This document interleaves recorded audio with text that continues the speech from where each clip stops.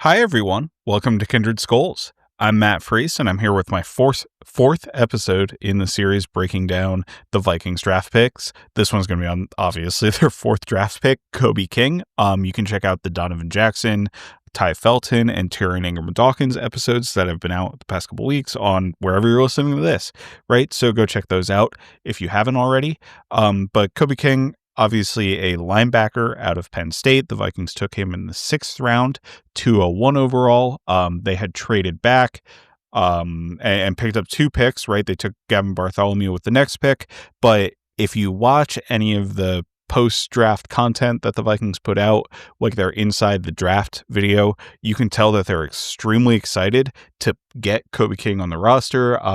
They mentioned his name with Tyrion Ingram-Dawkins at the Tyrion Ingram-Dawkins pick. So 80 pick or like 70 plus picks later, they were still able to get Kobe King. So I'm sure they were really pleased with themselves about that decision to trade back and still get kind of a guy they really wanted to add to the defense. And, you know, if you turn on the tape with King, I think you can see why in terms of his big play ability that kind of explodes off the tape in the run game, right? He's really aggressive coming forward, makes some big hits on running backs in the run game, and I think really has a good understanding. So I guess I'll dive right into it and start with the run game first. Then I'm going to talk about him as a pass rusher a little bit, which obviously, you know, he was a blitzer primarily, right? He's a true off-ball linebacker, so he's not someone who has the flexibility to be like an edge rusher, but he still rushes the passer occasionally, and then I'll talk about him in pass coverage. But if we go back to the run defense, I mean, he's explosive coming forward off the snap. He can get inside opposing offensive linemen. There was a good play, I think it was against Illinois, where it's a read option play, right? So the quarterback has the option to hand the ball off to the running back who's supposed to run up the middle in zone read, right? It's a traditional zone read play. He's reading the defensive end on the play who stays, right? So the defensive end has his eyes on the quarterback. He stays, the quarterback hands the ball off, but Kobe King got inside the right tackle so quickly that the running back could no longer run zone up the middle, or he was going to get tackled for a loss by Kobe King. So he did bounce the play outside right into the defensive end, right? And that's the explosive potential that you see. I mean, there was a huge hit against West Virginia that he hit on a running back. That was a really impressive play. And I think there is a mental side to his run defense that he does a pretty good job of as well. So like when you're a running back, what you're trying to do is manipulate the linebackers at the second level. You're trying to manipulate Kobe King to make him think you're going to one gap and then bounce to the other gap. And hopefully that linebacker is committed to that other gap and he's not able to get to you and you have an open hole through that gap, right? As a linebacker, you're trying to read the intentions. That's called pressing the hole from the running back side of things, right? You want to press the hole and then bounce to another hole where you hopefully have open space because you manipulated your opponent into giving you that open space. Kobe King does not let players press the hole because he's quick enough to, you know, when coming forward, get around the play and make the tackle in the hole. There was a really good play. I think it was against Illinois.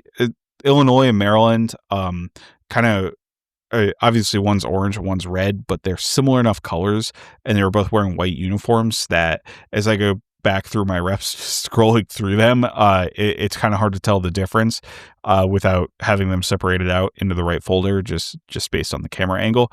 But I think it was against Illinois where the running back does this, right? He tries to take a step towards the hole and he then bounces it towards the outside, maybe outside the right tackle or in between the right tackle and the right guard, right? Something like that. And Kobe King, again, gets up to him, makes the tackle in the hole. Like, it was absolutely nothing. So I think he does a really good job as he's coming forward, diagnosing those sorts of plays. There was was it a sweep play or it was a screen play or something against Maryland again, where I think it might've been a sweep where he is, you know, you're in shotgun. The running back is lined up to the right of the quarterback and he's running all the way to the left. Kobe King is like, he's shot at, and maybe it was a screen. to that same player. It's like he's shot out of a cannon to make the play in the backfield, right, as he chases that down. He's rugged and able to take on opposing blocks. He's only 6 feet tall, but he's about 240. So that's a really compact frame with good leverage. He stonewalls opposing offensive linemen. He really does not let them get by him kind of at all. As a run defender, he's able to shed, he's able to get in the plays on tackles.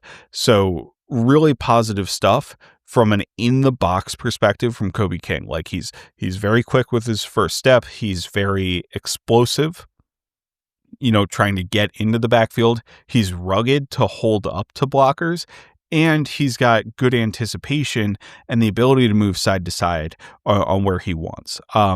I think coming forward, he's really good at moving side to side. So there was a rep against Donovan Jackson, even in the game where Penn State played Ohio State, where he's lined up on the line of scrimmage kind of as an edge rusher. And obviously that was Donovan Jackson's first game at left tackle, right? So on the run play, he initially takes a step outside and then darts back inside, crosses Donovan Jackson's face. And if you listen to my Donovan Jackson episode, I talked about how impressed I was with Donovan Jackson's recovery ability as an offensive lineman, right? So he's beating Donovan Jackson at something Donovan Jackson, I think, is really good at and showed consistent ability throughout his tape to do. So that really impressed me to see just his, I guess, lateral quickness coming forward. The thing I will say is that I'm a little bit up and down on Kobe King's ability to get to the edge. So in between the tackles, in the box, I think he's a phenomenal run defender. When it comes to runs that are wide, I saw some inconsistency there in how I thought he was able to get out wide. There were a couple of really nice reps. I think there was one against Maryland where he wove through like 3 or 4 defenders. Maybe it was against Illinois. Where he wove through 3 or 4 defenders, hit the running back on the sideline. No, actually, I'm sorry. This was in the Ohio State game, right? So it's against like Travion Henderson, where he's weaving through 3 or 4 defenders, gets to the sideline, makes a great read on the play, does not get touched at all by the opposing blockers. Like that was some Ivan Pace level stuff, right? Ivan Pace was phenomenal at running the sideline.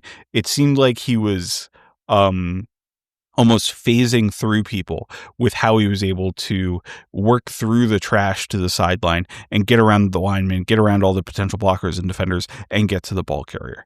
This type of play from Kobe King seemed like that to me. There were a couple others where he did a really good job taking a good angle and tracking the ball carrier to the sideline, but there were also a couple plays on tape where I thought he was a step slow. There was a play against Illinois where he ended up making a shoestring tackle, but I felt like against a more explosive back, that player gets by you. Against West Virginia, a teammate ended up making a tackle that I thought Kobe King probably should have been in on, and he was a step late to, right? So there are a couple circumstances where it's maybe a little circumstantial, and maybe I'm overrating it a bit, but I'm not sure he is quite the athlete when it comes to moving linearly. And it's kind of a difficult thing for me to parse, right? Because I talked about his ability to move across gaps in the box, right? Where if the running back fakes going to one hole, he's able to follow him to the secondary hole that the running back was actually planning to cut in through. I talked about him crossing Donovan Jackson's face in the run game, right? So like there's some really positive stuff there from King in those circumstances.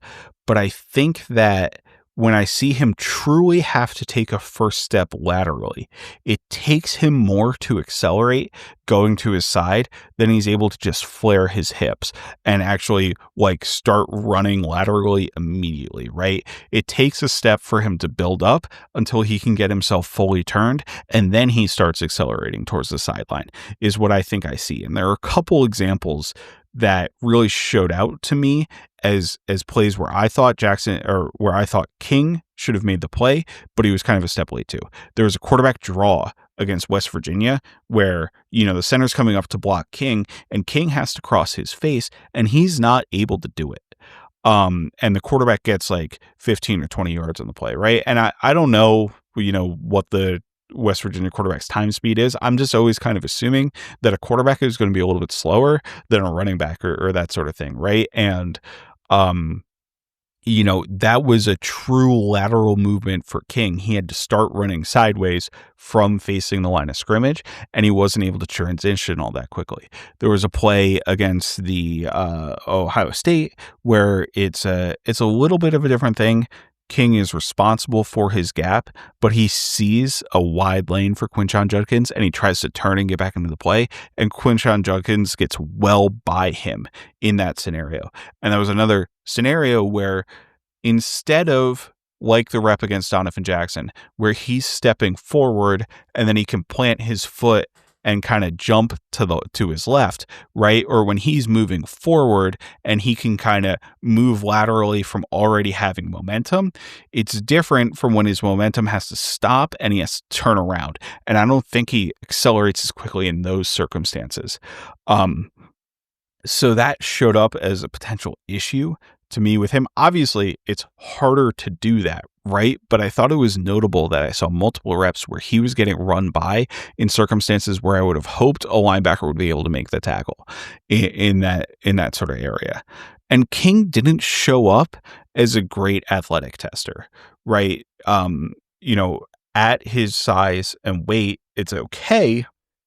And he ended up with a green out RAS, but that RAS more came from his individual drills all being average to slightly above average than it came from him being a true standout at any form of athleticism. So like his 4.67 40-yard dash, that's fine for a linebacker at the NFL level. Like I don't want to be alarmist about a 4.67 40 because I think, obsessing over speed at those kind of positions is a little bit of a downside that we've run into from the popularization of the combine. Like a 4.6 is totally fine for a linebacker at the NFL level, but it's not elite. And I think that shows up in certain circumstances. Similarly, his 7.193 cone and his 4.32 short shuttle, like those are fine numbers for a linebacker, but I think his limitations show up in those kind of difficult moments where he needs to do something that's athletically very difficult. His best athletic test by far was his 10-yard split, right? He ran a 1.57. I think that absolutely shows up. I talked about his ability to flash into the backfield, that play where he forced the run to the outside. There are a number of plays where he's able to hit a wide open hole and hit the running back in the backfield, right? Where I don't necessarily grade those all that highly because there's a blown blocking assignment if a linebacker is running free into the backfield, but it's notable that he consistently has those explosive plays on tape. So I think he has the explosion to be able to do that on a consistent level. As we keep going in run defense here, the last thing is shedding blocks, right? I talked about him stacking and shedding blocks pretty well. And I think he does it pretty well, but there are some really weird instances where he doesn't do a good job of it. There was a play against Maryland where it was a screen pass to the outside and he has to work to the outside and it basically functions as a run. So I count this as kind of a run defense thing rather than a pass defense thing, right? Because he's not covering a guy. He's trying to get off a block and make a tackle. And the tight end comes out and just absolutely throws him to the ground because he's trying to run laterally and he doesn't have the toolbox to get off the lineman in that scenario. There was another scenario against West Virginia where there's a center climbing to the second level. And again, he has to kind of move laterally through the gap and the center is able to completely turn him out of the play. Now, there were a number of examples of him once again coming forward against tight ends against UCLA where he's able to cross face, completely disengage for the block and get into the play. So I don't know if it's a consistent hand fighting issue for him as it is I think he's a pretty skilled hand fighter, but it might be an issue with either his awareness of when the block is coming, his preparedness for the block in those scenarios, or his lack of a little bit of flexibility, right? When he's moving laterally to be able to take those things on and multitask two things at once. So to me, it kind of comes back to that flexibility, I'll say concern that I have. But in general, you can absolutely put this guy on the field and ask him to defend the run. There may be slight limitations on runs to the outside. That's what you have corners for. And the Vikings want their corners to be pretty active in run defense to force those runs back inside, right? So the linebacker doesn't have to chase something down all the way to the sideline. And it makes sense for the Vikings because Ivan Pace is a really good run defender. I mean, King kind of feels in the same mold of a player as Ivan Pace, where he's bigger than Pace, but he's still a little bit undersized, right? Under 6'1", in the 230s, but really violent and physical going forward. So you kind of see the comparison there and see, oh, this guy looks like Ivan Pace. And I think there's some positives to draw from that. If I flip it over to pass rush, which I'll just kind of go really quickly on, he did have some pretty decent pass rush production in 2026. I think the production numbers kind of belie what he was actually doing as a pass rusher because he ended up with 3 sacks and 16 pressures. In the games I watched, I didn't really see him generate his own pressure on the plays, unfortunately. They were all circumstances where he was left basically unblocked as a blitzer. And like one of his sacks, I think against Illinois, was he was in coverage, right, and executing a coverage responsibility, and the quarterback rolled out and he ended up coming forward on the coverage responsibility and making the sack. That's great to see at that level. At the NFL level, usually quarterbacks are more aware than that, to me, right? On a quarterback rollout, if you're abandoning your coverage responsibility, usually they're going to get the ball out in some capacity. Maybe sometimes they don't, and you can get sacks in that scenario, but I really think that probably that's not one where he would have gotten a sack at the NFL level. His other sack in the games that I saw was against Ohio State, and that was one where he ended up being a delayed blitzer and was completely unblocked up the middle. Will Howard got the throw off, or it looked like he got the throw off, but I think his knee was down on the play and they counted it as a sack, right? So he comes forward completely unblocked. You saw other pressures where, again, it's a similar thing. The pass protection scheme just doesn't pick him up and he ends up getting a pressure on the play. So it showcases that explosive ability I talked about going forward against the run, but I didn't see much in the way of pass rush moves for him. And on a couple blitzes that I did saw where he was blocked, he wasn't really able to get off those blocks. So maybe this is a me problem, right? But in my head with Kobe King and kind of the way I saw him talked about before watching him was like, oh, this guy, can be like Ivan Pace. Ivan Pace, to me, was a demonic pass rusher at the college level. Like, opposing offensive linemen could not get their hands on him and could not block him, period, as a pass rusher. And I don't see that from Kobe King as a rusher. Now, he plays maybe not completely different, but he plays a different role than what Pace was asked to do in college at Cincinnati. Like, Pace was very often pass rushing. He did play coverage rest, but a lot of time he was kind of a spy, right? Or just a short hook dropper, which is all Kobe King really does in coverage. But, he was not a primary coverage player as a linebacker, where King plays a lot more coverage than what Ivan Pace did, right? Ivan Pace was rushing all the time, so he probably had more time to develop pass rush technique and something like that. And I'm not saying that's something that Kobe King can't learn. It's just not a skill set that he has right now, right? So that's another, I guess, in the negative column, I would say that King is underdeveloped as a pass rusher as it currently stands. And then we get to pass coverage. I have pretty significant concerns from Kobe King in pass coverage. I think athletically, he's fine. There was a play against Maryland where it was up against Ty Felton, and he was on the line of scrimmage, right, threatening a blitz, and he's able to drop back into his deeper. It's still like a hook zone responsibility, but it was a little bit deeper underneath Ty Felton and kind of take away a throwing window. That's against a 4.37 wide receiver, right? I was pretty negative in my breakdown of Ty Felton, but if anything, he's really fast and explosive off the line of scrimmage, right? So he was able to explode backwards and kind of get underneath that play. But I don't know if he's got the top end speed or the ability to run backwards. And do difficult assignments, like really difficult assignments. Like that was a difficult assignment, but I don't think it was like a something I would not expect every linebacker to execute.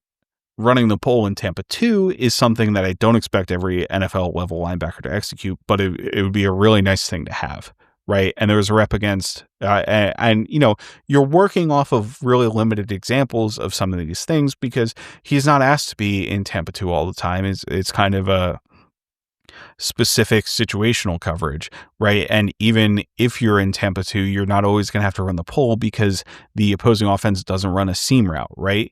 So against UCLA, there was a seam route of a wide receiver running up the seam, and King is definitely a step behind him and kind of gets stacked by the vertical route, right? So he did an okay job of getting depth, but I think a quality quarterback would have been able to throw the ball over his head and maybe potentially get a big chunk play in that scenario because he just wasn't quite fast enough to keep up with the receiver, right? So I think there are some athletic limitations that might prevent him from becoming an elite coverage player in the pass game.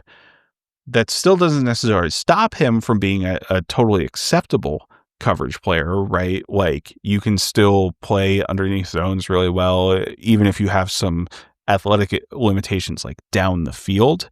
But unfortunately right now, like there are some examples of Kobe King, you know, being able to follow the quarterback's eyes to the ball. And there was one against, I think it was UCLA again. Yeah, it was against UCLA where King drops back into his hook zone and sees the quarterback to, I guess, King's left, right? Quarterback open to the right, throw the ball right away. And King, when he sees the way the quarterback opens, drifts towards his left, towards the tight end, running a quick curl route, who catches the ball, and he's able to hit him right away, stop him for no gain.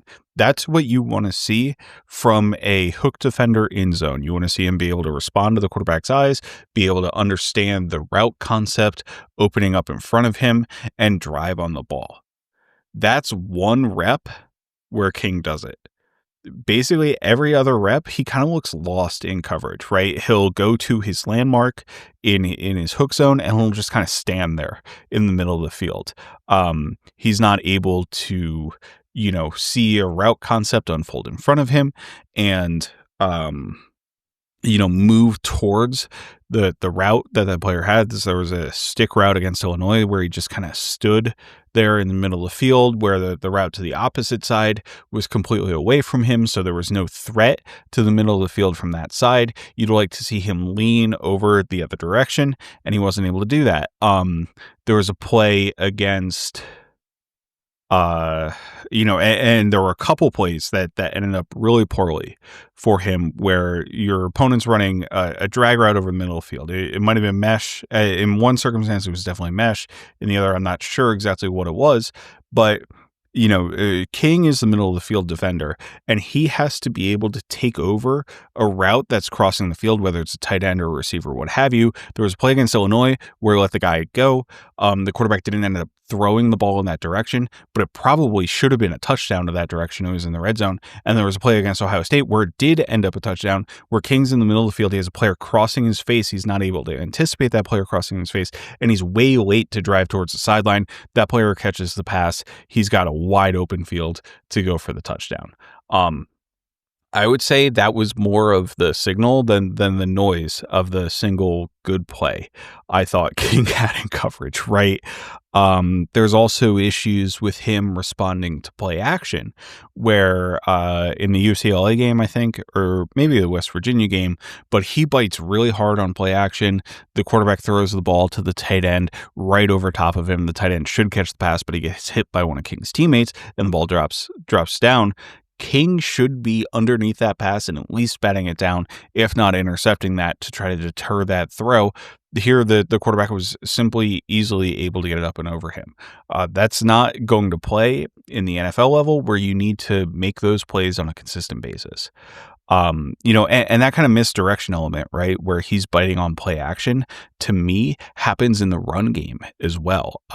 I saw a number of reps where, you know, it's a sweep or something, a handoff to the to a jet sweep type player, or just any sort of misdirection element that you put in front of King, he tends to bite on the misdirection and not see where the ball carrier is going. There was a counter play where I think it was a handoff or something, but the entire offensive line is clearly blocking to the right, and King follows the ball fake to the left, right, and it ends up being, I don't even know if it was a significant gain, but his multiple steps to the left flowing, you had pulling linemen coming the other direction. And a lot of times as a linebacker, and he might not have been asked to at Penn State, right? But a lot of times as a linebacker, you're keying the pulling lineman and you have to follow the puller to your spot. He wasn't able to handle that misdirection really well, which kind of makes me question his overall feel for what's going on in front of him, right? In terms of the way he's processing his reads throughout the play, his lack of ability to move with the way the routes are developing in the passing game, his, biting on play action, his biting on misdirection plays make me think that King might be a step slow from what he sees happening in front of him to where it changes to executing his responsibility once what happens in front of him changes, right? So that's a pretty major concern for me. Obviously, as it comes to his game translating to the NFL level, like I think King has nice traits that you see, especially as a run defender, like him being incredibly explosive moving forward, his ability to take on blocks, his ability to fight through contact and that sort of thing. Stack and shed blocks, I think, are all very clear positives for his game. But the questions with, you see a couple highlights of him working through traffic, but he's not able to maybe laterally explode in the way that you'd want him to, or laterally accelerate in the way that he wanted to. I think he's a really explosive athlete, but I think he might be a little bit of a linear athlete, right? Where, he's moving forward, he's able to make a step to the left or right, but when he's truly asked to turn at hard angle, he struggles to do it a little bit. So, you see the explosion coming forward. I have linear questions, and then I have processing questions, which raise a pretty major red flag for me, right? So, I think that you can use Kobe King as a weapon in against the run, right? You can have him in the game on early downs, and I would say you could do this right now, have him in the game on early downs where he's just attacking the line of scrimmage. But to me, that limits him to kind of being a run blitzer, right? And a pass blitzer. And I didn't really see the pass rush potential where I'd be okay with putting him on the field and having him pass rush the quarterback a whole bunch of times.